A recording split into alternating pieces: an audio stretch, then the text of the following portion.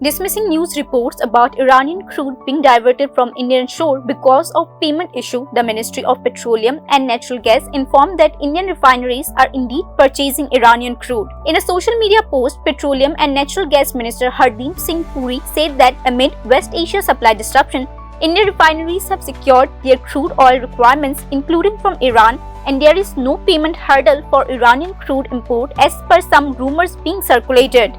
The clarification follows report that the Arfmax tanker Pingshung, which had earlier signaled Vadinar in Gujarat as its destination, later appeared to be headed toward Dongyang in China, according to ship tracking firm Kepler. The cargo was expected to mark India's first import of Iranian crude since 2019. Dismissing these claims, the Petroleum and Natural Gas Ministry said reports and social media posts suggesting a diversion due to payment hurdle was inaccurate.